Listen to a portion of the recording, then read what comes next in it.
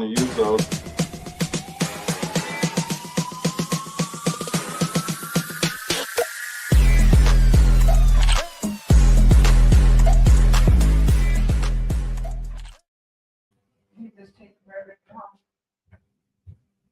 Well, good afternoon or good evening. I was waiting for Dub to say something because I saw that he started everything, but I did not hear his voice. Dub, are you with us?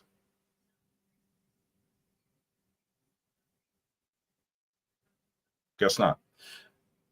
Well, welcome to the other side of the ball, episode 159. I can't believe 160 right around the corner. Next Wednesday night, we will be at 160, 40 away from 200.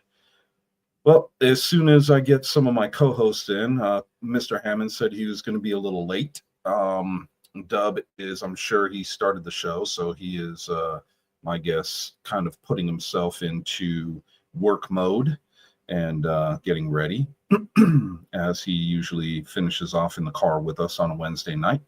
But welcome in, and welcome to our continued talks about the top players from the A7FL last season. I know that you guys have all heard our last year's. I'm not going to go back and dig that up and give you the top 50, but that might be for a different show. So that way we can compare and contrast.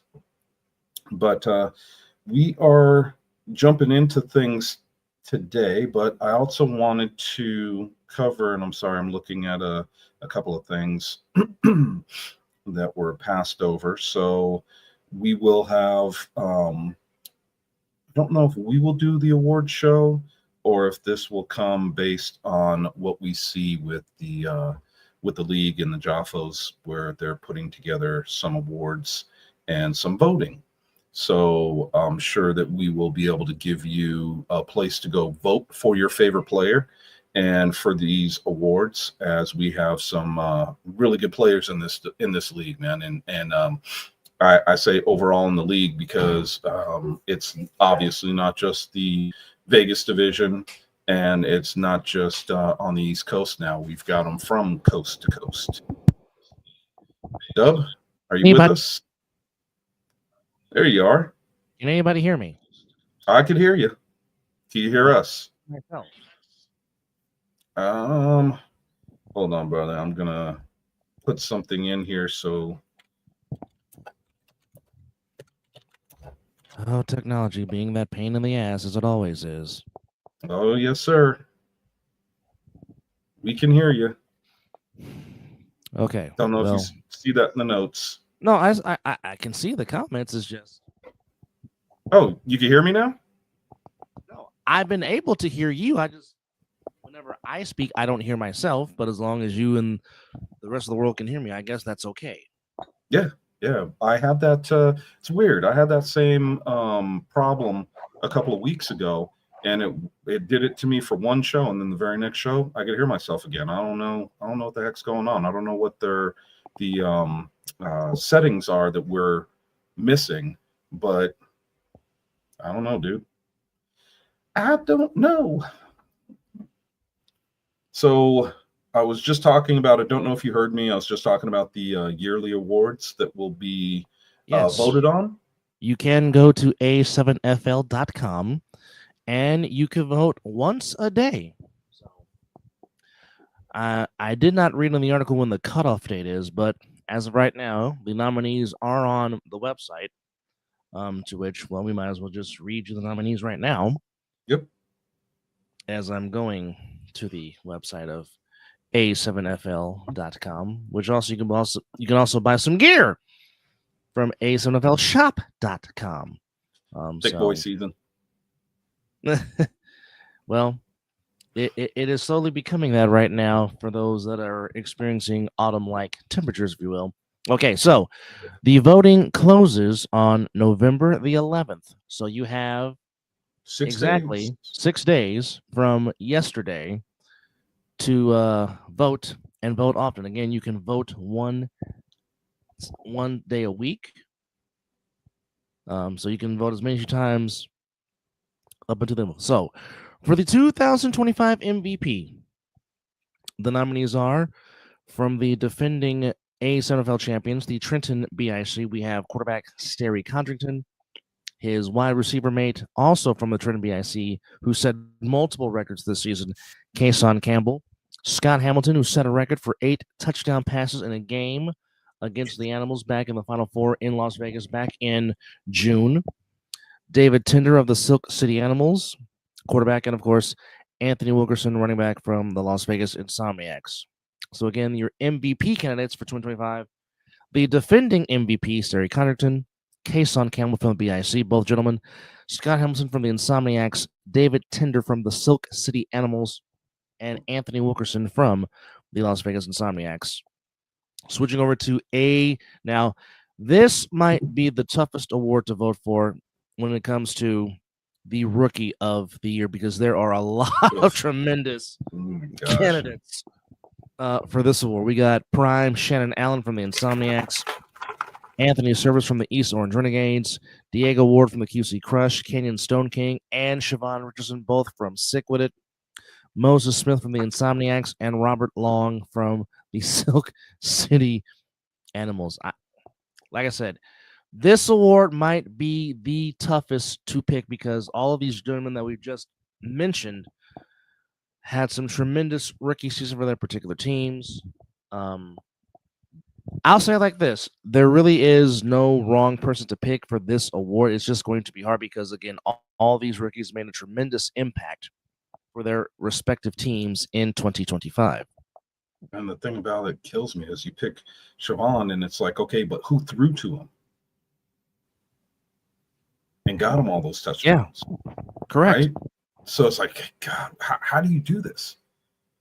Will Franklin, why are you calling BS, Will Franklin? Yeah, he always call. I think that's how he opens.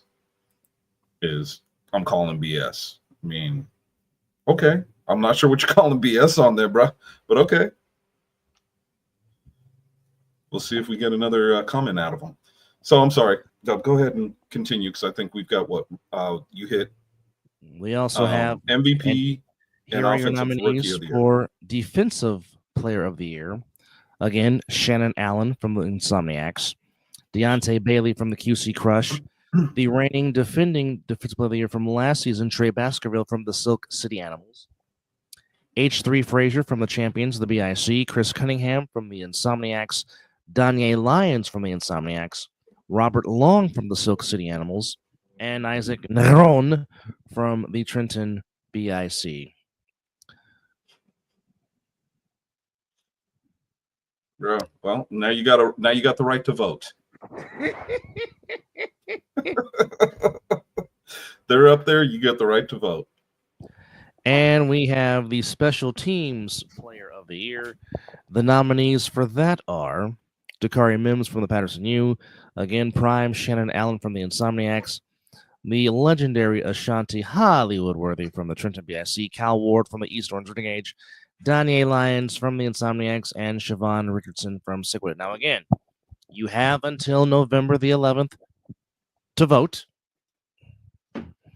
Again, you can only vote once per day. So make these votes count. Again, this is for the most valuable player, the rookie of the year, the offensive player. Oh, we didn't even do I'm sorry, we skipped one. The offensive player of the year. I'm sorry. Yeah, the offensive player of the year. The nominees are Anthony Wilkerson from the Insomniacs, Kason Campbell from the BIC, David Tinder from the Silk City Animals, Sterry Condrington from the BIC, Scott Hamilton from the Insomniacs, and he's taking his talents to the BIC, but this past season, Manny Diaz was from the Silk City Animals. So again, for Offensive Player of the Year, Wilkerson, Insomniacs, Kason Campbell, BIC, David Tinder, Silk City, Sterry Condrington, BIC, Scott Hamilton, Insomniacs, Manny Diaz, the Animals. Well, I mean, I'm not sure what Black Baby Jesus has to say about. I don't know why he's upset about these nominations. There's players that shouldn't be nominated at all in these lists. I'm not sure what players he is referring to. I would love to hear his thoughts on it. So, Will, you can inbox me if you want. If you don't want to put it out here in the public. that's fine. But Or you just come on the show and voice your passion. yeah, I mean, we have no problem with that. I mean, these lists are obviously going to stir up thoughts in people, and they're going to be, you know, well, here, perfect example. Perfect example. I wish I could answer that for you. I don't have an answer because, again, we made a portion of the list. I don't know where the other players came from. I think they might have come from the Jaffos and then also A7FL. I don't know how to answer that. Dub, do you know for sure? I cannot confirm or deny, so I would know. Yeah, I can't either. So, I mean, I don't know. That's why those lists are put together for you to vote. If you don't feel like they should be on the list, then obviously they don't get a vote and they won't make it to a. I don't think Ashanti Worthy was Defensive Player of the Year. I think if you look back at that, wasn't he on the Offensive Player of the Year? Or was he on Defensive Player of the Year? No, Trey Baskerville won last year. No. He's saying Ashanti Worthy for Defensive Player of the Year. I didn't think he was on that list, was he? As a nominee? For this year, he is not. Again, Defensive Player of the Year. The nominees are Shannon Allen, Deontay Bailey, Trey Baskerville, Chris Cunningham, H3 Frazier, Donnie Lyons, Robert Long, and Isaac Negron. Yeah, so Ashanti isn't even on there as Defensive Player of the Year. There, Will. Ashanti is on for Special Teams Player of the Year. Yes, as he deserves. I mean, he's returner. I mean, we called it Returner of the Year, and I think he definitely deserves to be on that list.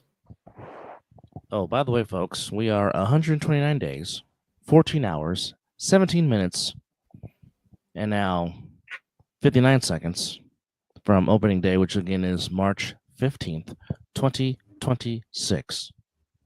He says they took him off. He was there. Okay. Well, me nor Chris ever saw the rough draft, so we couldn't confirm or deny. I can't confirm nor deny on that end of it either.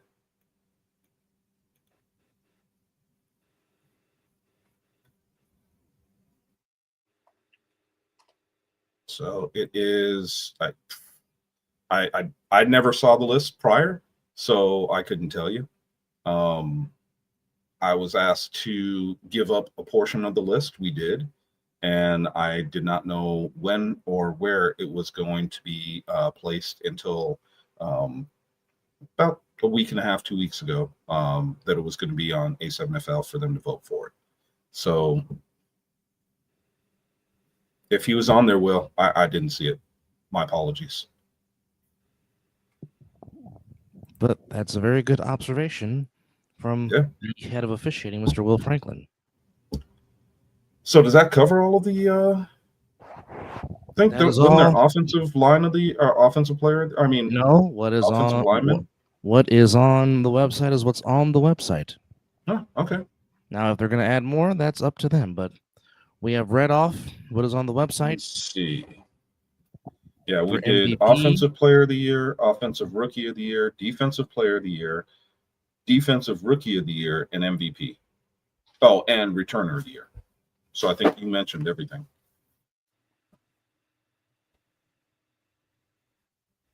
So hopefully that will fulfill your hopefully that will fulfill your voting needs for those that didn't get enough of voting last night. Exactamundo. So we'll see what how they want to move forward. And like Dub said, go to a7fl.com, place your vote. You can vote once a day and get your votes in for your favorite player for their position and their award. I know who for me, it would be hard for me to pick Rookie of the Year. That would be the hardest one. Without question. Without You've question. got some really good names in there, and it would be very hard for me to pick that. Oh, cool. Mr. Hammond, The able to Hammond join of us. Man has joined us. Gentlemen, How are you, bud? I'm good. I had to, do some stuff, and now I'm here. Some Corey daddy Hammond. stuff. Corey Hammond, Father of the Year. Well, father of Of the the night. house of Father. the address here. Yeah. Yeah, I know that feeling. 4913. I'm father of this address. Just appreciate the plug. Good grief. What's this? Who would Rookie I of the be? year def? The hardest Yeah, to choose. Mr. Yes, Mr. Webster. That is going to be like I said, that's going to be the toughest one out of all of them to pick because again, there was so many talented rookies in our league this past season, and I cannot wait to see what rookies bring in for 2026, especially from the team in Atlanta. I'm willing to What were bet. our three? What were our three finalists for Rookie of the Year? It was Stone King. R3? Here, I'll tell you. No, I got them. I got them Yeah. right here. So our rookies of the year was Stone King, Siobhan Richardson, Shannon Allen. Yeah, I think you could put Moses Smith up there. You could put Anthony Service up there. It's a deep position.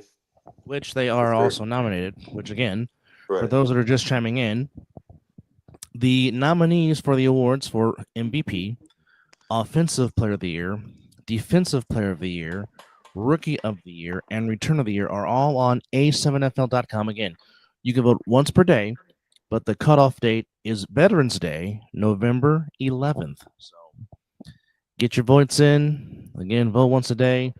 Vote again. A7FL.com. It is right there on the front page of the screen to where you can rock the vote and see who you want to win these prestigious awards here from the American Sevens Football League. As once again, it is Dub, it is Chris, it is Corey. Welcome to episode number 159 as we continue to count down the top 50 of 2025 and also addition showing off the nominees for these awards. Can Sterry win another MVP? Again, this rookie class of 2025 was absolutely tremendous. That might be the toughest award. Like I said, with all those nominees, there really is no wrong person that can win that award. It's just hard because, like I said, there's just so many talented rookies that came into our league in 2025, which makes me wanting to see who's going to carry that mantle in 2026. Yeah, and I think that's going to be an interesting piece when we get there. So I'm very interested in that myself. Or what the league could do is just common sense wise, whoever the top ranked rookie is in our top 50 just gets it because of how important and influential this list is. I would second that emotion. Well, I'm a little tongue in cheek there, little hyperbole. It is, I get that, but I agree with you. Little false modesty, right? Little anti modesty. Yeah. A little bit. I mean, you got to do what you got to do, right? Yeah, man. Sterry won the Jaffos MVP. Everybody got mad. I wonder how they're going to feel when he really actually does win the MVP because he's basically a shoo-in. So this is my airtime for tonight, so you guys can see my face. I do exist. There is a actual person behind the voice, but right now I'm about to transfer. Did you know that? Not to interrupt you, but of course it's me. I'm going to. Did you know that Ryan Shamar for the longest time thought Matt Ryan was an AI announcer? Who did? What in the hell? Ryan Shamar made a joke on our podcast one time that he was glad to meet Matt Ryan of the formerly of the A7FL booth because he was sure that Matt Ryan was AI. Really? So, well, yeah, I don't know if that was just a really I don't know how good joke or if he was dead serious. I don't know if AI can replicate Matt Ryan's passion. Yeah, I mean, how do you? I don't think it could either. Well, he was just so tailor made. It seemed like he was, he was almost, engineered in a lab for the league. So I understood. I understood where Shamar was coming from. But in a similar vein, Dub is a real live human being. He will pass the escalator test that computers fail. Right? Like click the pictures of the escalator or the train Yes. tracks. What do you guys get? What's another stop signs? What's another one? Click It all the will be pictures that have buses, and then yes. you click the picture of RTC. Yes, Um, to show that you're human. But what I'm saying is, I'm about to transfer from laptop to phone, so I'll be right back after these messages and a word from your local station. yeah, that's when we use the AI dub. Yeah, That's a new that's when app, the the AI comes A7. in. Yeah, he's got all the random NFL facts from like the early '80s. He knows the latitude and longitude for each NFL stadium. Nothing. Hmm. Okay. I'm show killer Corey Hammond tonight. There goes Dub. All right. Well, did we start the top 50 We for have not. the We have 30? not started that. We're waiting on you, good sir. Awesome. Well. How polite of you. Are we going 40 to 31 or 39 to 30? 39 to 30. We did 40 last week, right? Correct. Correct, sir. We did. Nice. Well, for those who are joining us tonight that missed the inaugural episode of the top 50, I'm going to throw on that announcer voice-ish thing, and I'm just going to run down a real quick previously on the other side of the ball. That was very manly. Number 50, Brandon Garst, Octane. Number 49, Russell, running back, Stealth. Number 48, Snag Sosa, Angelo Lewis Jr., running back, Watchman. 47, Keith Ramsey, defensive end, Stealth. Number 46, Drew Ruffin, corner, Crush. Number 45, Betts, athlete, sick. 44, Murphy, athlete, sick. 43, Shepard, running back, Stealth. Number 42, Mims, corner, you. Number 41, Quinn, defensive end, sick. And number 40, Quani Morgan, running back, animals. So that was a quick rundown, which brings us right to our 39. And I'll let you guys take over number 39 when you're ready. Let me jump on to that because number 39 on our list. Did you want to say it or did you want me to? Well, they just heard enough of my bullshit ass voice, so I was gonna maybe break it up with a little Chris, little dub. Number 39. Number 39 is Gerard Terrell. I'm sorry, I don't have that announcer's voice that I could switch over to like you do, Corey. So Offensive line. Sick with it. say that again. Big. I kind of cut you up. Gerard Terrell, offensive lineman. Sick with it. There you go. Yeah, number 55 is a big boy. That's a big, to say the least. That's a big boy. Right? So, I mean, how can you? He was definitely one of the players that I think that had a lot to do with the success of Canyon Stone King. I think that he is one that has helped him out tremendously and really put things together. So I think that he is deserving of this spot for a couple of reasons, but the biggest being that keeping Canyon upright and having him to have the capabilities to throw the ball downfield the way they did. Now, the one thing that I did notice and some of the things, and I'm not nitpicking or anything. The only thing that I saw from Mr. Terrell that was something that he's probably going to work on was his run blocking. Not that it was a step back, but I think his pass blocking was much better than his run blocking. Dub, do you concur on that? Okay. Corey. Did you watch enough of him? I'm gonna be honest. I did not see as much of his film as you guys did calling his games. You can obviously see him when you see six. You see six film. They got the big size up front. It's one of the only lines, in my opinion, that kind of competes with the Insomniacs as far as effectiveness. And Mhm. I don't think it's a hot take to say. And now, if you leave out the context of the heat and the weather and the travel, maybe that is, but it's not a hot take to say if you just look at the film and take the extracurricular activities out of it.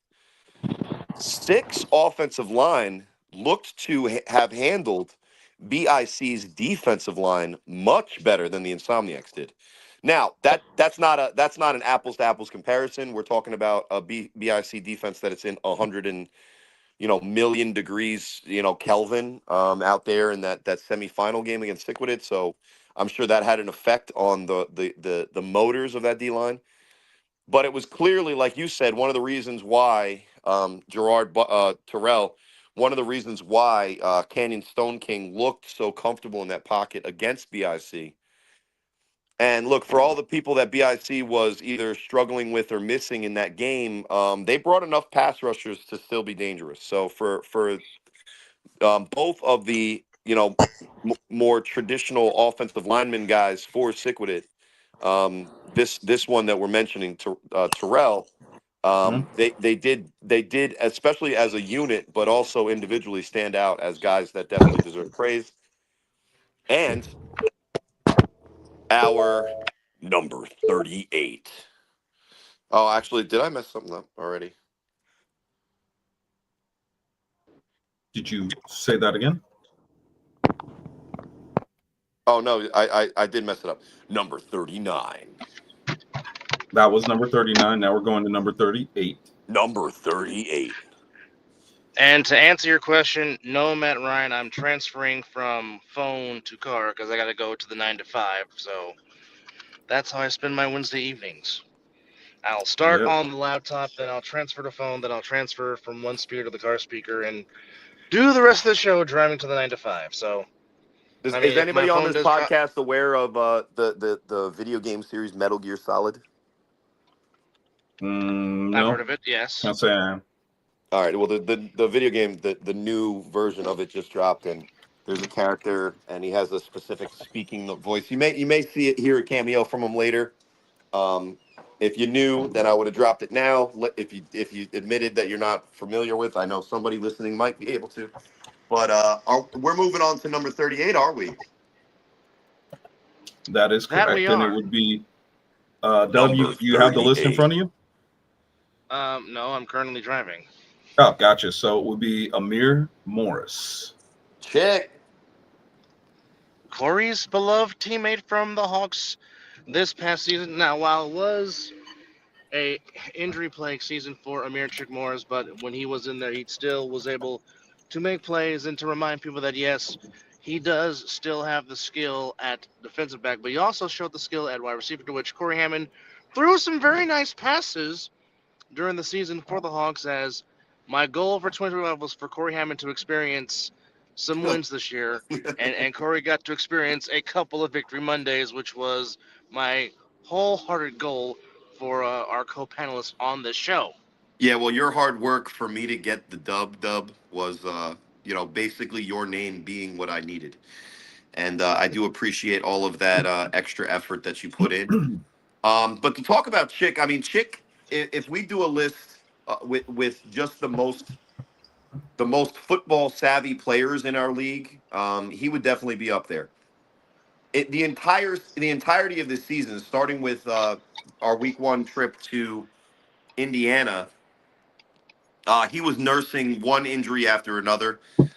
This was a guy that had come to me in the offseason, and after barely losing a championship opportunity with BIC, he wanted to kind of reestablish his dominance in the league. And I think if he had a chance to be healthy all season, he definitely would have.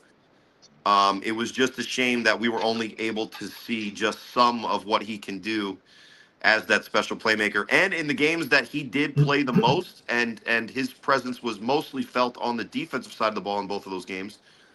Although he did catch 2 touchdown passes in DC for me to put us up early, and then we were able to run the ball out, run the ball, drain the clock, and get out of there with a win. Without Amir Morris, Dub, I think your goal of me winning is probably something that we might have missed. And shout outs to him, but also him being number 38 in a season where he was barely able to really kind of prove who he was. Call me biased if you want. This is a guy who's dominated our league year after year in one way or the other. And when he's healthy and on the field, he's a problem for whoever is facing him in a one-on-one matchup, period. Well, Bias. this I can. Just Well, kidding. this I can say because I saw it live in person with my own eyes in Asbury Park, New Jersey. When he's on, and once he gets that first burst and makes that first person miss, his speed is second to none.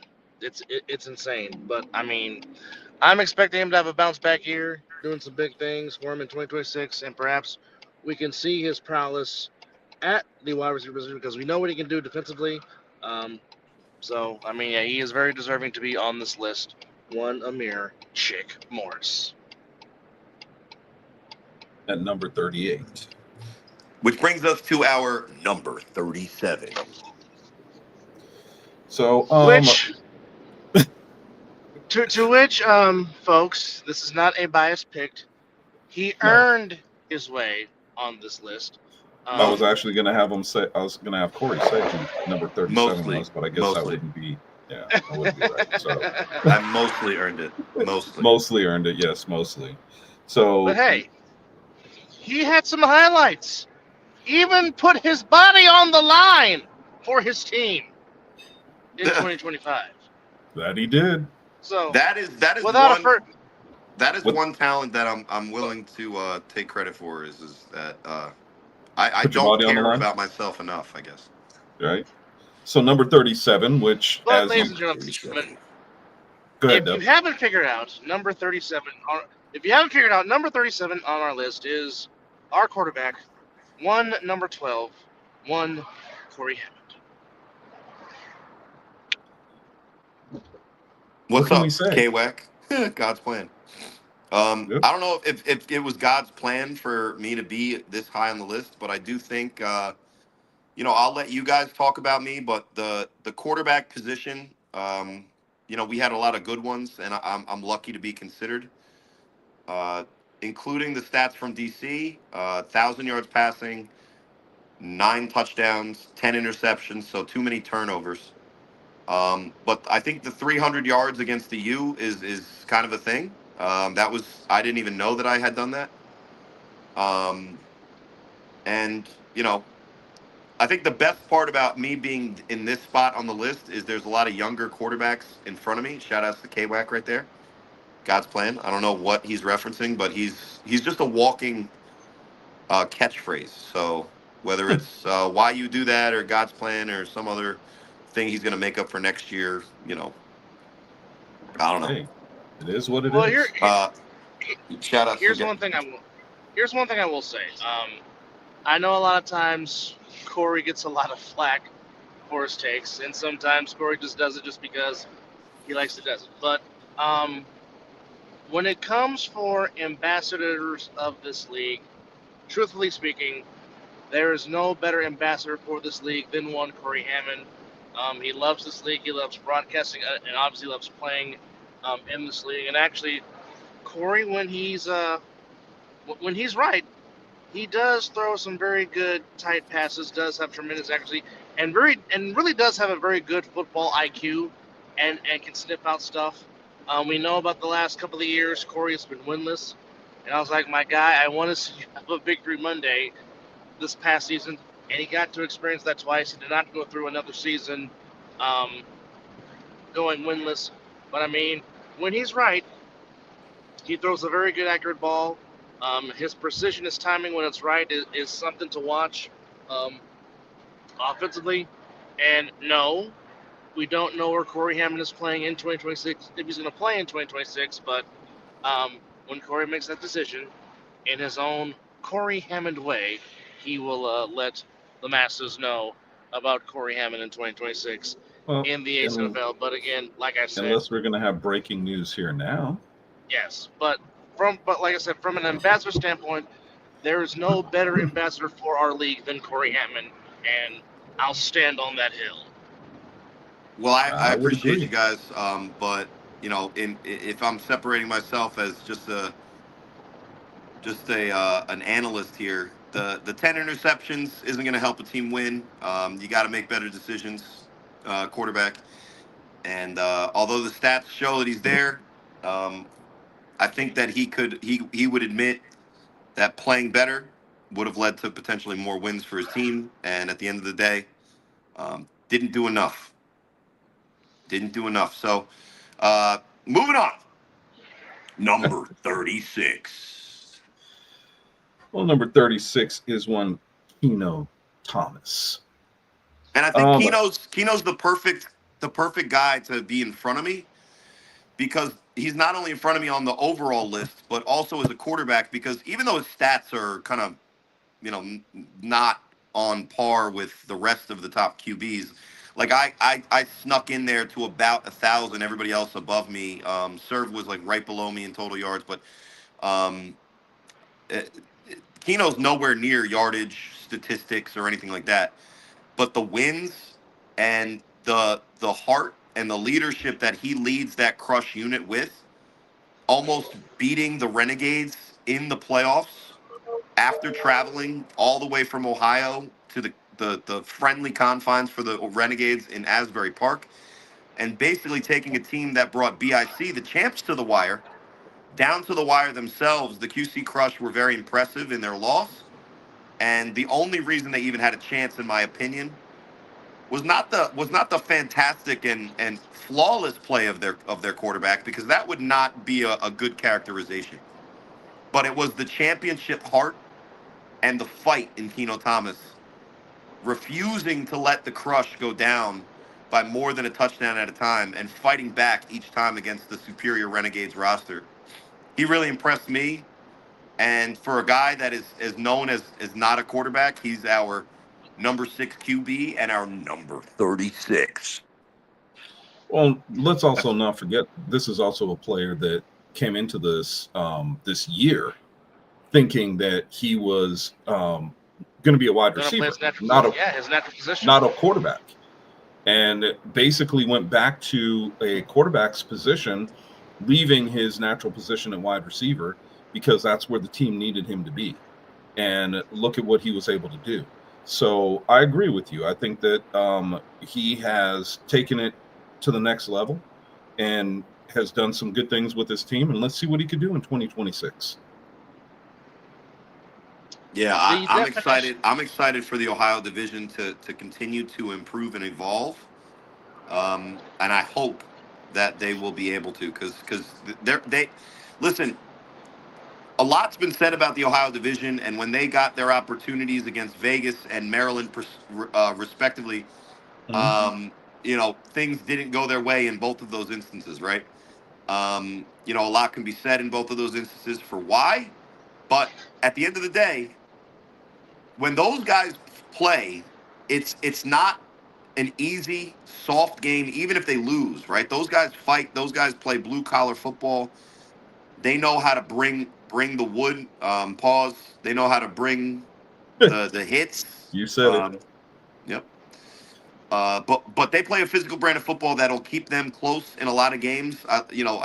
Comes to mind the Covington Heist versus Snow Tribe, Covington Heist versus the U last year, and that QC Crush performance against the Renegades, when in Indiana, or actually, excuse me, in Ohio, the same Renegades team with CP3 at the helm blew them out the Crush. They absolutely demolished. Oh no, that was the Octane. Never mind. I digress. I don't remember that. Yeah, that was not that game. There was an earlier game the QC Crush actually played in that was the game that Drew Ruffin had those 3 picks. But yeah, shout out to Keno Thomas. He's our number 36 guy, and he definitely deserves to be on this list for all that he does and for all that he means to his team in the QC Crush. 100%. Which brings us to number 35. And number And 35 it's, is. and it's funny if Chris or Dub, I tried to put it up there. If you put up K-Wax comments that happened earlier, This one? looks like he's a little prophetic here. Maybe that's why he's so good at recruiting, because he can see the future. Yeah. What our number 35 player of the 2025 season happens to be somebody that K-Wax just mentioned, Chris. Yeah, and Kyle Ward. And I think that go ahead, Corey. No, I was going to let you go. I was just doing the voiceover. Oh, gotcha. So, and K-Wack is correct. I mean, Kyle Ward has had some big games over this last season. And I think that with those big games and some of the stuff that he has been able to do and put himself in a very good position at number 35 on this list, he has taken his game to the next level. So I really do. I did like watching some of the stuff that he was able to do in this past season. And if it wasn't for an absolute breakout year from the wide receivers across the league, he'd definitely be on the wide receiver list. Yes. He's actually, I think is he the lowest wide receiver, technically? You mean on our top 7? Yeah, because number 7 on the wide receiver list hasn't even been. We missed him, but he hasn't even been in here yet. Hold on. But But number 7 on our wide receiver list did have, in only 6 games, 47 receptions. So, I mean, number 7, he is not. So number 7 for the wide receiver list. You want me to mention him? Well, that's the thing. We haven't heard from him yet, and we will hear from him.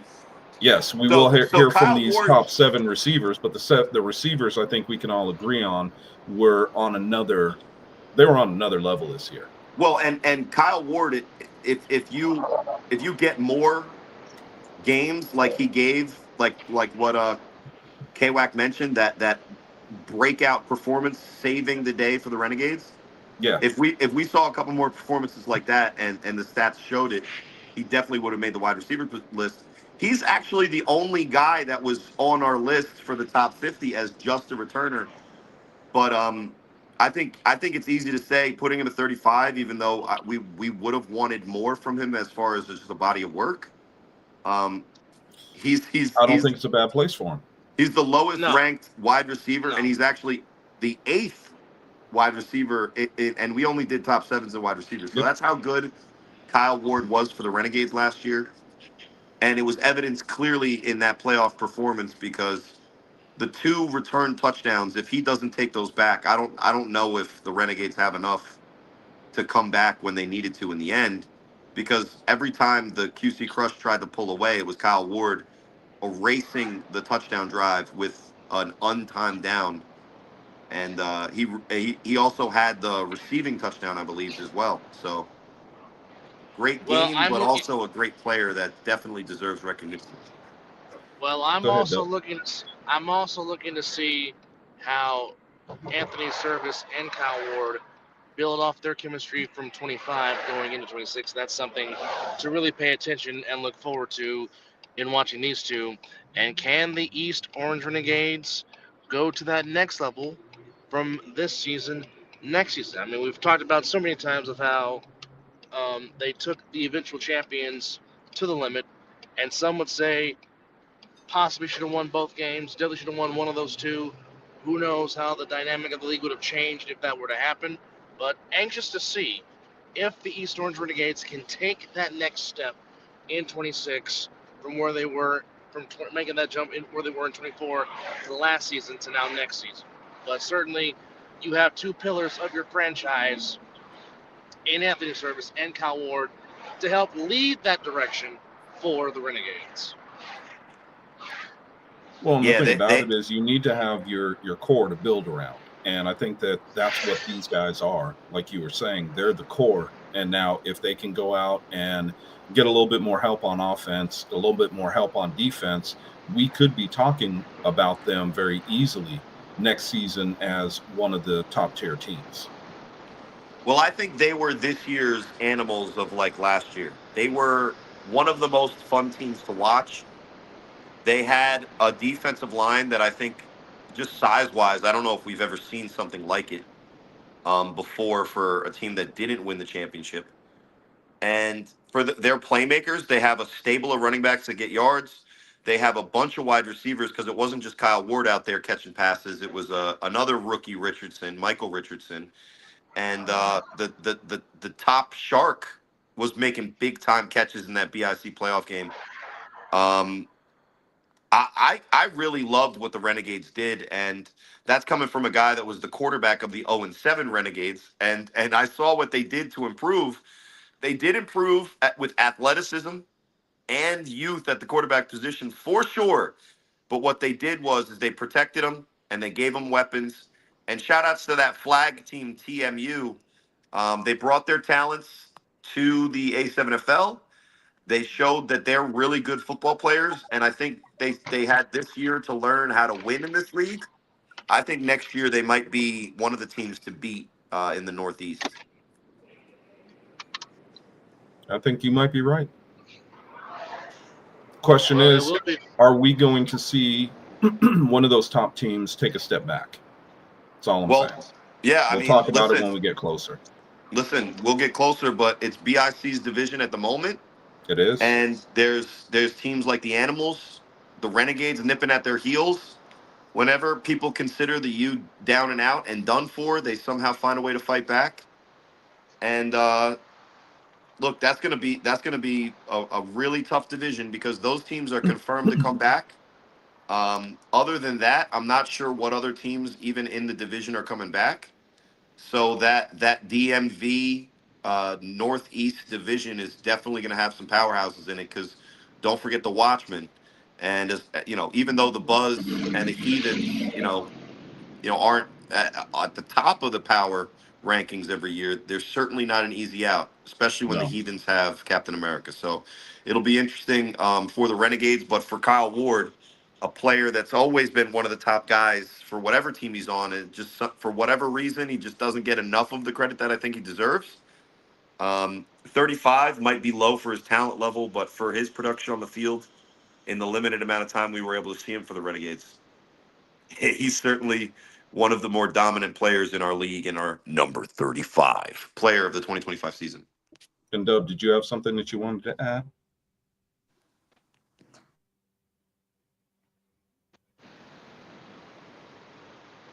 Dub, was there something you wanted to add? Because I think you started to cut in, but Oh, Words no, can't no, express no. it. No, I Nope. I totally agree with all that has been said. Like I said, anxious to see where he takes this game up in 2026 for sure. Which brings us to our number 34. Well, he goes by many, many, many names, and it depends on what his mood is for that particular game. But very on one true. jersey, And for sure, when you say his government, no one in the world is going to know who the fuck we're talking about. yes. Right? But if I say Mr. Three and Out, but if I say it's him, Jimmy, you know who I'm talking about Right? at number 34. But number 34 from the Wolfpack, from the Insomniacs, his actual name is Vincent Thompson, aka Mr. Three and Out, aka it's him, Jimmy, aka this man is a hard hitter. Don't be fooled. Don't be fooled by his frame, folks. He is as physical as he wants to be, and is not afraid to get dirty and nasty with going up against the opposing team's top threat at wide receiver. Chris, I'll let you take over now. He is one of those players that I kind of look at as a old school throwback. He doesn't care that you're bigger than him. He doesn't care that you are whatever. He's going to throw his body at you, and he's going to take you down one way or another. Pause. It is going to be a hit, and it's going to be something that he's going to pop up from and not let you see, even if he is hurt or that it hurt him taking you down. Pause again. He's always going to be one of those guys that is going to light you up. And like Dub said, he doesn't. I've never seen this man play with any kind of fear whatsoever. Well, and he's one of, I think, 5 guys from the Insomniacs that on this top 50 list that play meaningful downs in the defensive backfield. And I think we could agree, maybe the deepest and most talented defensive backfield in the league it's him, Jimmy's, and his contribution is absolutely felt in every way. You know, I've seen him get the interceptions that the team needs. I've seen him make the hits, and he's not always tested because he's also good in coverage. So his option isn't the right one for the quarterback to make at that point. But again, 5 guys, top 50 A7FL performers, play in that defensive secondary. Just another notch in the belt for the guy who eventually found a way to figure out how to beat them in Sterry Codrington. I think we could agree the Insomniacs D backfield was the best in the league. And you can't take that away from them. They just were. Great job, Sterry, for finding a way to figure that defense out, man. That's Well, it takes hats off to him. It takes special talent and a special football player to beat a good defense, because, you know, for a long time, the old cliche goes in football that a good defense stops a great offense. And I mean, there's very few exceptions to the rule, and Sterry Codrington was that exception to the rule back in June of 2025. Yeah, and not in 2024 for sure, but in 2025 he was, right? You know. I mean, when you have that many pass attempts with no interceptions. Yeah. I mean, yeah. that is, to me, just blows my mind crazy. Now, some were dropped. Let's be fair. Let's be real. You know, but at the same no time, problem. But the fact of the matter is, drops on both sides. Didn't, so. Exactly, and you didn't pick the man off, even if he hit you in the numbers. So what I'm saying is that's just usually it's unheard of. You don't see a guy go through a full season with as many pass attempts as he had with no picks. Well, again, and Chris and Corey, you guys know this as well as I do because you guys have played the game. But normally, if you drop an interception, normally on the next play, it bites something you bad's gonna happen. Square on the ass. Yeah, something bad has happened. And most times, it normally goes, or you get a big chunk play, but it just goes to show you.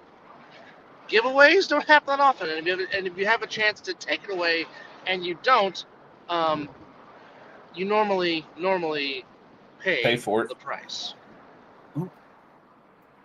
So it's him, Jimmy. By the way, his name is Vincent Thomas.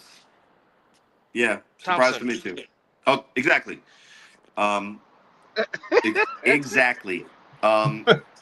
Surprised that that's what his name is, but not surprised that he's here and our number 34 player of the 2025 A7FL season. Which brings us, guys, to the Beltway again for our number 33 player. Mr. And he Mays. certainly is a meme machine, guys. He certainly is. Yep. Go ahead, Dub. Mr. Mays. Mr. Mays. I just wanted to say that. Carry on. Yeah, Nick Mays, the all everything. He's listed on our list as an athlete for the Watchmen. Blocks is the check down for John Gauze, plays defensive end. And when we were doing the athletes list, he easily fit on the list because of his body of work. The Watchmen kind of get shafted as far as, pause. They get the short end of the stick, maybe also pause. For those who suffer from that. But the Watchmen, we wish we could watch this more. # wish we could watch this more. because they certainly are entertaining to watch when we get the chance to. God's plan for sure. And look, Nick Mays, as K-Wack could tell you, is one of the players that you just put him in the game, and if he's in the trenches against you, he's going to find a way to impact it. He's relentless as a pass rusher. He's a playmaker when he has the ball in his hands, and he's a physical blocker and a leader and a presence for that team that steadies the ship and gives whatever quarterback is in an easy completion and a potential for a touchdown as a bailout option. And we talk about how, we were talking about Sterry Codrington. You talk about his sidearm is the takeoff for the 40-yard gain. Well, for a lot of John Gauze's career as well as this season, that sidearm, if everything didn't work down the field, you could just find the tight end slipping out, and if it's number 5, the defense is in trouble if he's open. So always a pleasure to watch, and wish we could watch this more, but when we do, Nick Mays is making plays for the red and gold. There's a term that's called, or a term that says being the ultimate teammate. That defies who Nick Mays is, being the ultimate teammate, because it does not matter what side of the ball, doesn't matter what you need. If he can do it, he'll do it. And again, I mean,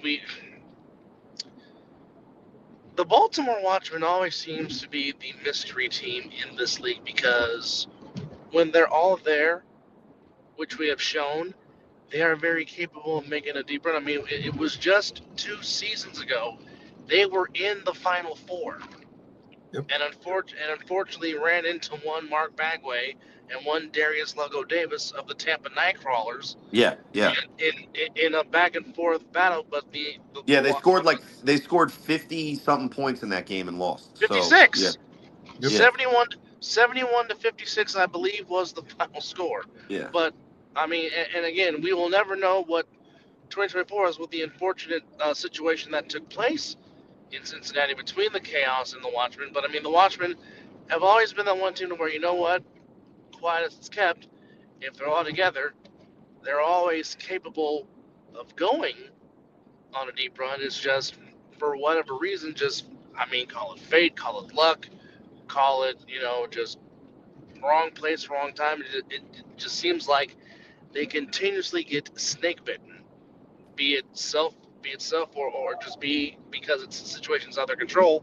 But I mean, again, coming into the season, I'm pretty sure we'll be talking about them again. Be like, you know what? Where do the Watchmen stand out of all this, or what kind of a say will they have out of all this? But one thing is for sure, Nick Mays by far is the ultimate teammate, and certainly a teammate you want to have, because he is willing to do anything and anything to help his team win a football game. Credited by the one overtime win that the Watchmen had this past season.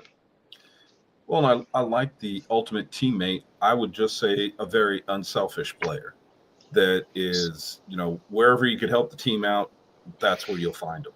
And he seems to always make plays no matter where he is. So it is,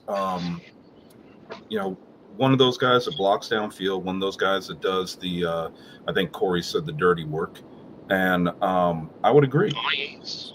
I think that every team needs a player like a Nick Mays that is going to do the things that, you ask him to do, and you just know he's one of those guys. You go down the line and you say, okay, who can I trust to make this happen?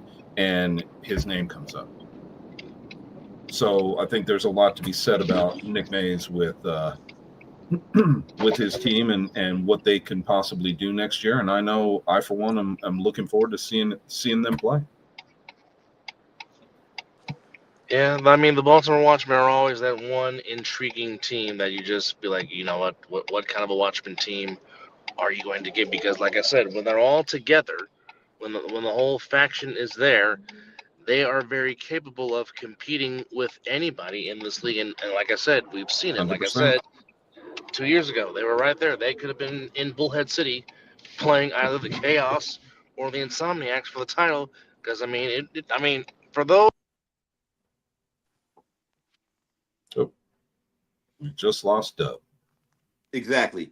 Number 32. So Nick So Mays is great at number 33. Our number 32 guy, Deion Southern, cornerback for Siquidit. And listen, there's a lot of guys on Siquidit, which means that if they can figure out a couple of ways to improve, I think that they could definitely push the Insomniacs back into Insomniacs prime form.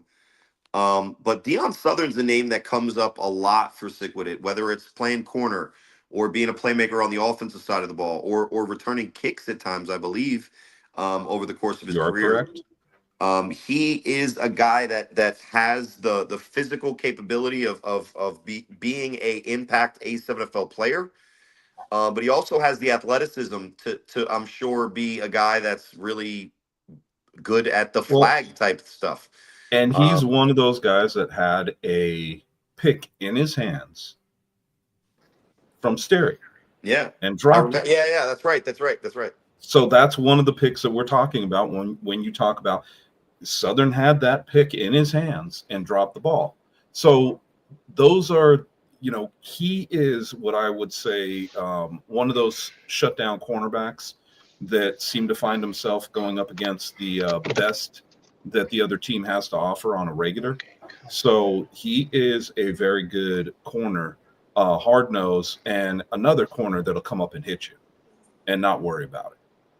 So even though he's a more what I would consider slight of build, it doesn't matter. He's gonna hit you, and he's going to play hard nosed football. I'm sorry, Dub. What were you saying? Sounds like he's like fighting a dog or something. Right?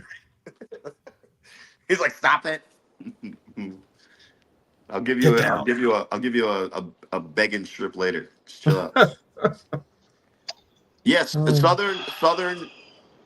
It's hard because when you play the Insomniacs, you can't stop their passing game with one corner.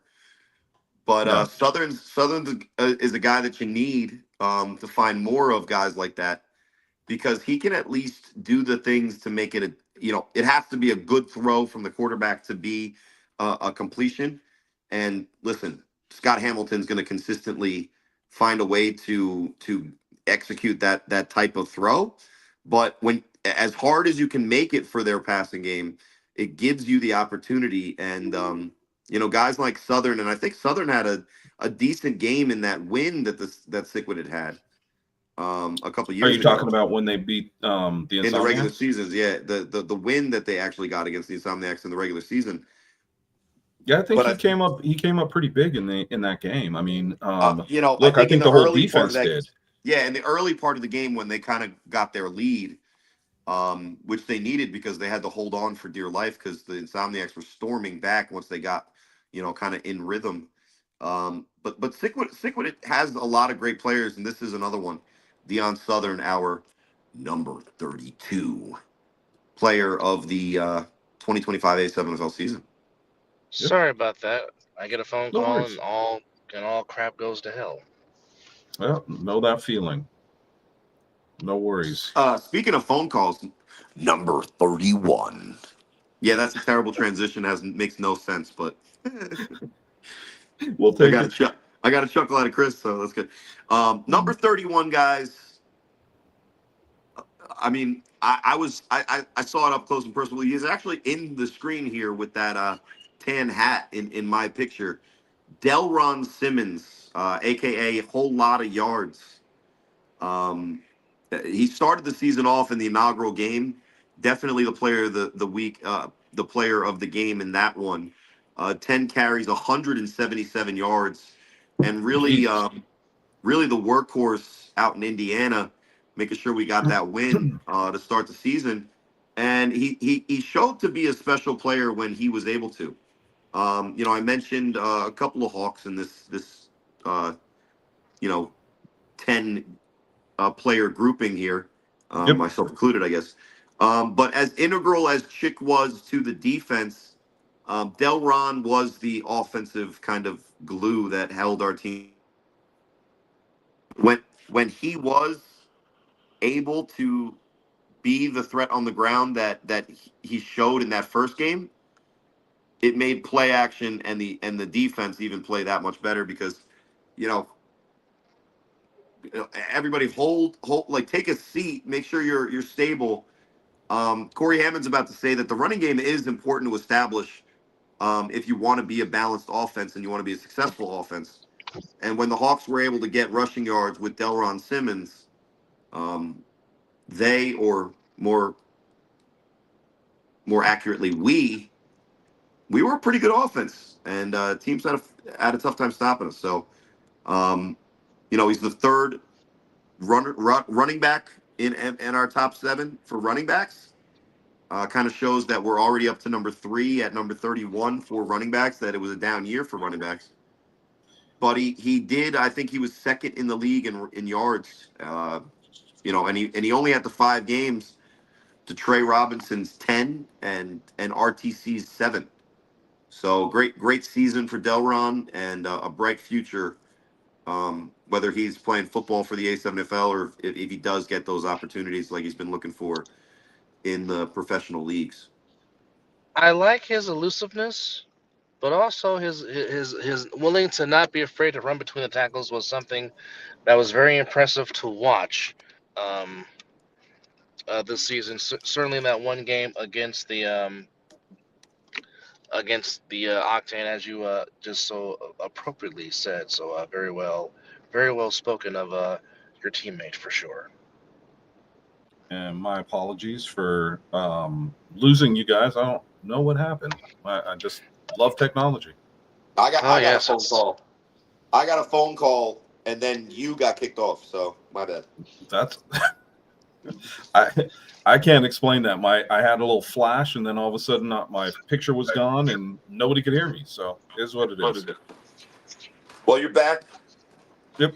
And we're ready, guys, for our final guy on the list for the evening, number 30.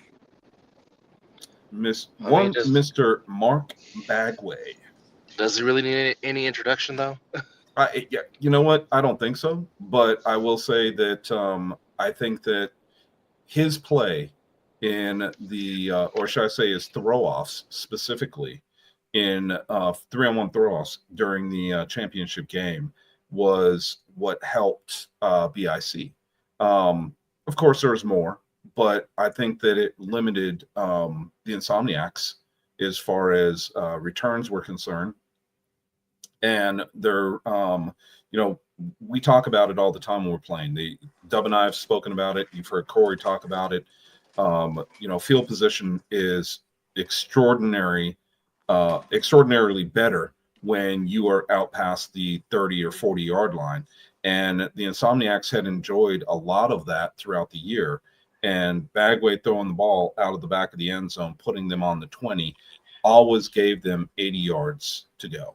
So it was, I think that his play in that championship game, and guys, please, by all means, let me know your thoughts, but I thought that played into what BIC was able to do.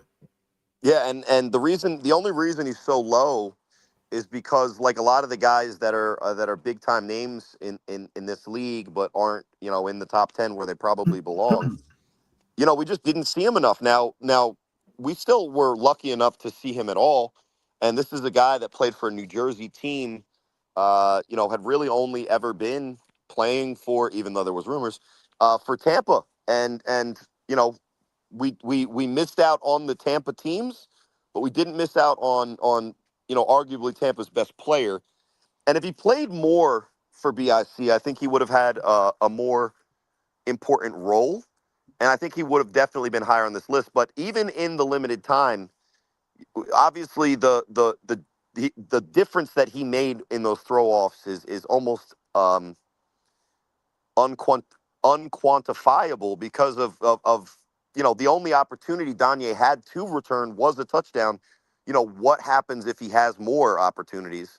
One could only assume, you know, potentially good things for the Insomniacs.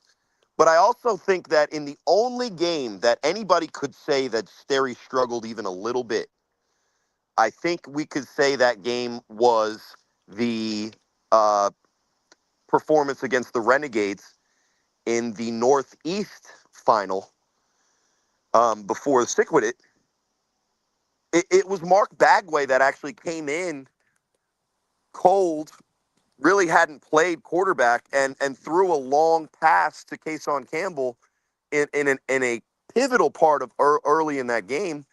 And then he actually came in and made the play to score one of the deciding championship points after a touchdown. Or I might be even mistaking it. He might have caught a quick screen on a fourth down and scored on that play. So I may be getting the exact way that the plays broke down wrong, but the impact was surely felt. And I think it's not crazy to say, BIC doesn't have Mark Bagway this year. As great as they were, they might have missed out on this year's championship.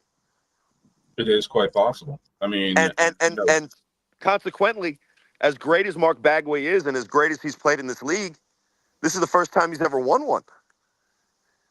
Very true. I mean, I don't know. Obviously, we saw him in 2024 here in Vegas.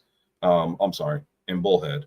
And they were definitely a team to be reckoned with his squad that he had.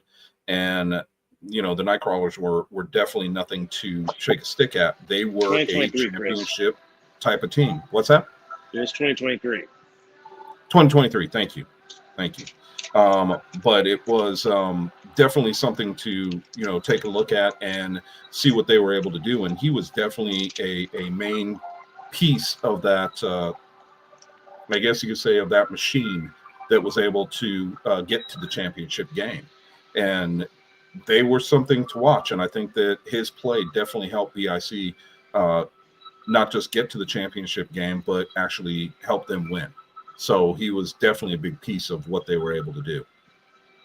Well, I mean, Chris, you just talked about it, about Mr. Mays, about being the selfless teammate. That was Mark Bagway this past season because, I mean, with a guy with his talents, you wouldn't think he'd take a backseat to nobody, but he came there, was the ultimate teammate. Whatever he was asked to do, he did. And again, his plays in the 3-on-1 to neutralize it after Danye took one back to the house just showed you just by any means necessary, the BIC was not going to let Danye beat them with his legs on the return and thus change the tide of that whole championship game. He truly did. Well, that brings us to the end of this group of 10. And just as a recap, number 39, Gerard Terrell. Number 38, Amir Morris. Athlete, Hawks. Number 37, Corey Hammond, quarterback, Hawks. Number 36, Keno Thomas, quarterback, Crush. Number 35, Kyle Ward, returner, Renegades. Number 34, Vincent Thompson. Yeah, that's a guy. Corner, Insomniacs. Number 33, athlete, Watchman, Nick Mays. Number 32, Deion Southern, corner, Sickwood. Number 31, Delron Simmons, running back, Hawks. Number 30, Mark Bagway, athlete, BIC. And as we do for most of it, you could agree or disagree with us on these picks. And hey, we'd always like to hear from you guys and get your thoughts on, what we have put out there for number 50 through number 30 as of today, and kind of get an idea of what your thoughts are. You can disagree. We have no problem with that. The fact of the matter is, when we start talking about these players, we look at multiple different things. Corey and I kind of talked about it tonight and where we thought some of these players should land.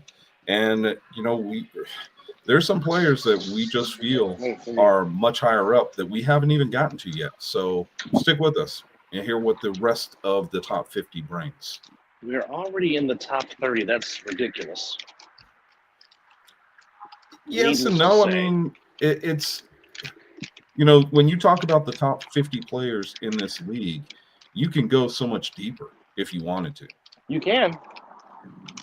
But I mean, these are the guys that are making plays. These are the guys that show up every Sunday. These are the guys that we talk about all the time. And we, doing our top 7 from each position was a little difficult this year because we did have a drop off in the running backs room. We did have a major jump from the wide receiver position this year. So it's a lot of things to take into consideration when you're talking about some of these lists that we put together. Yes. Excuse me. Corey? Yeah, I think in closing, good thing I'm out of the way. Don't need to talk about me no more. But I think, it was hard to even put some of these guys this low, which just shows the level of talent. And listen, we're not perfect. I mean, listen, we're pretty damn near close. We're pretty damn near close. I don't know why we're double. I'm double speaking.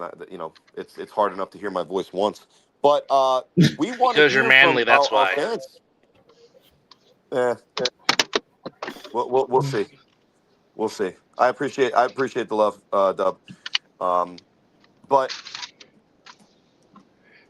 if we are missing a guy that you think should have been either in the top 7s or for Defensive Player of the Year or wherever, we do want to hear from you, the fans. So let us know in the comments. We'll read the comments over and mention it in the next show. I want to give a big shout out to Deshaun Webster, former BIC offensive lineman. He's an OG in this league, and he seems to be a forever fan. He's always got great takes. Love to see him in the comments. We saw K-Wack. Whether it is God's plan or that's just a phrase that he says, it was always good to see him in there. Nell Wilson. Shout out to Matt Ryan, making sure that Dub's phone is safe, Matt. It didn't break. It's good. Yes. And then for myself, I tried not to talk too much. I probably failed again. For Chris, with the great green screen throwback to the good old days. And for Dub, somehow still with a fucking baseball picture as his avatar. Thank you for listening to The Other Side of the Ball.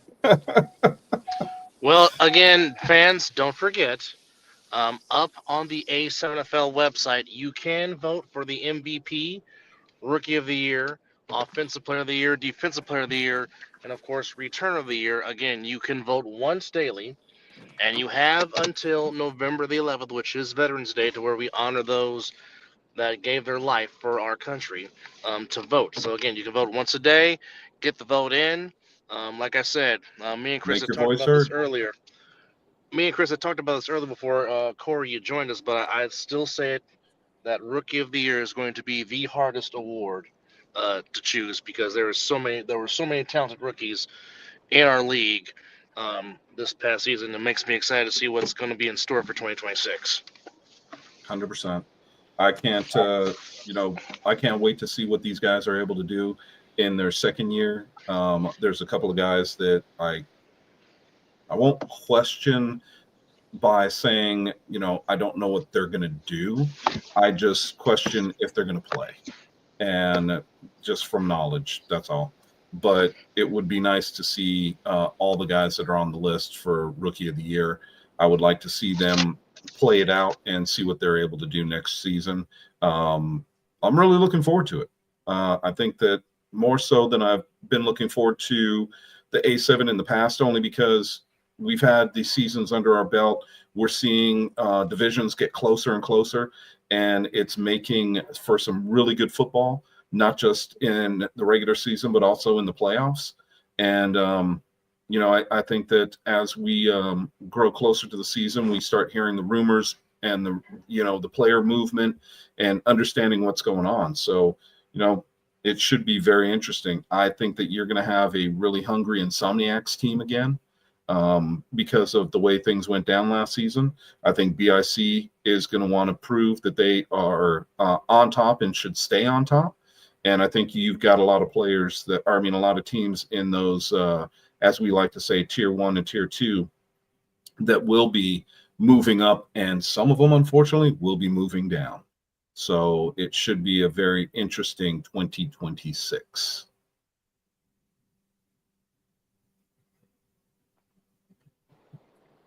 First off, K-Wack, good night, but did you have to go there? Really? Right? It's the last thing I Really? wanted to hear. But anyhow, yeah. And anxious to see if some veterans that took a year off, will they return in 26? Good And will question. they return? And will they return to their previous teams they were on, or will they try to go and help somewhere else? That's a question. Obviously, the Huff watch is still on. Will he return for another season, or will he finally decide to hang up his cleats and call it a career? That remains to be seen. Of course, Hammond Watch 2026. Where will Corey Hammond play if he decides to play in the People A7FL? are holding their breath, and not really.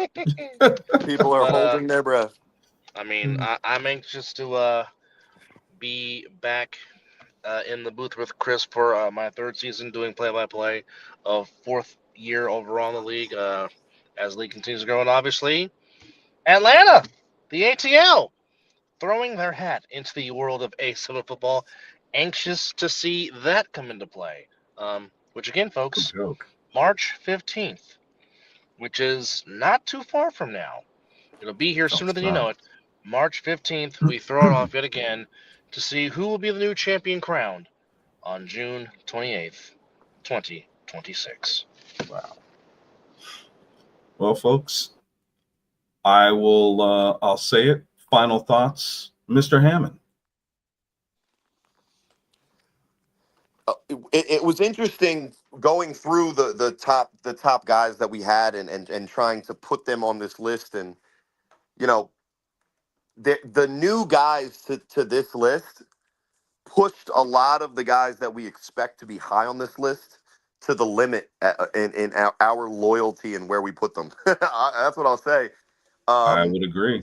I think that to be fair, the A7FL, although we did the best job that the A7FL could with the circumstances, I think that there was a little bit of room for improvement in some of the exposure for some of these guys. But I do think that we as a collective called a lot of games, saw a lot of plays, and getting to honor these players, whether they're aware of it or not, I think is a great way to kind of keep the A7 around.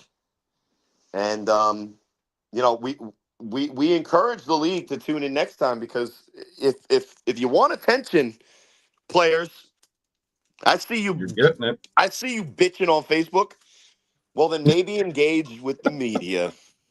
Maybe engage with the A7FL media. But that'll be my last parting shot. With all due respect, of Of course, course. Of course. Dub, sensational.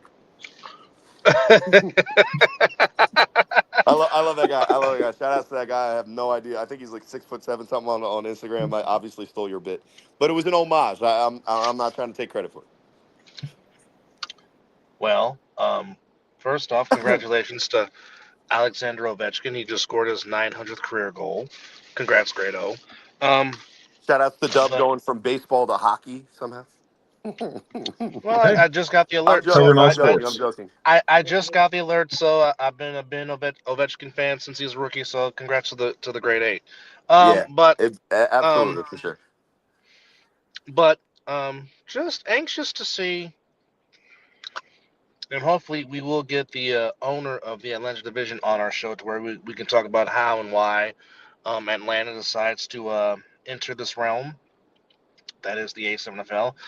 Anxious to see what his goals are for Atlanta, and hopefully there'll be some more teams from the Deep South to join our league. Hopefully, again, we can get that Northern California division going. I mean, I would like to see more expansion, obviously, to add to perhaps the dream of what we all want to where the top tier teams travel like they do in other football leagues that we won't mention. But again, I'm anxious to get back at the booth with Chris because I mean, I call it the fun job, but then again, if it's fun, then it's not work. It's just something you love doing. Can't wait for that. Just anxious to see where all the free agents will go, who will add to their depth, and what kind of impact will these new incoming rookies have in 2026. That's the one thing that I'm also looking forward to. And also, who will win these awards? Which, again, go to A7FL.com. You can vote once daily. You have until Veterans Day, next Tuesday, November 11th, to vote for MVP, Rookie of the Year, Defensive Player of the Year, Offensive Player of the Year, and Returner of the Year. All that is on A7FL.com. It's there now. Go ahead, rock the vote. As 100%. Corey, I'm sure he's drops got off daddy info. duties. But our special thanks to Corey Hammond for joining us as always, and congrats to Corey for actually getting on this countdown, if you will. But in the meantime, well, we still have 4 freaking minutes. Good grief. No, when we're ready to sign off, we're ready to sign off. 4 minutes isn't going to kill us. No, Nope. 4 manly minutes. But obviously, thank you to all the fans of the comments for commenting and letting us know. Of course, Will Franklin voicing his displeasure, even though he did not drop any more stuff. But again, I go back to this comment from Mr. Webster. I again, I agree. 1,000%. That's going to be the hardest to vote for because again, so many talented rookies, and truthfully speaking, it's a shame that only one person can win that award because Maybe we'll wind up with a tie. It's 4 always a times will be possibility. always a possibility. I mean, it's hard to pick because I mean Yep. this rookie class was fun to watch, and it was some tremendous talent being shown on that field in 2025. So I mean, Would agree. I'm anxious to see it. But And my 4. final thought, Go ahead. pretty simple. Can't wait for 2026. See what's going on with the players. For me, I want to see if we have any of the old teams that were here in our division that might be coming back. I'm hearing rumors about that. So it should be a fun off season. It's always good to see new talent come to this league and our division. Looking forward to see what goes on with it. So that's it. All I could say is, take care of each other because nobody else is going to. So look out for one another. Dub, anything else before we sign off? Well, always remember, you have needs, get them fulfilled. Whoa, pause. But no, seriously, as always, take care of yourself and each other. And for Corey and for Chris, I'm Dub. Thank you for watching. We've gone into the top 30 of the top 50 of 2025. Come back with us for episode 160, and we'll see who will be number 29 to 19 or 20. Who knows? 20. We're gonna 29 make to the 20. list. Only one way to find out. Watch. Don't forget, go vote. A7FL.com. Vote for your Rookie of the Year, Defender of the Year, Offensive Player of the Year, Return of the Year, and of course, the Most Valuable Player. But in the meantime, take care of yourself and each other. We'll see you next week, and we'll see you on the other side of the ball.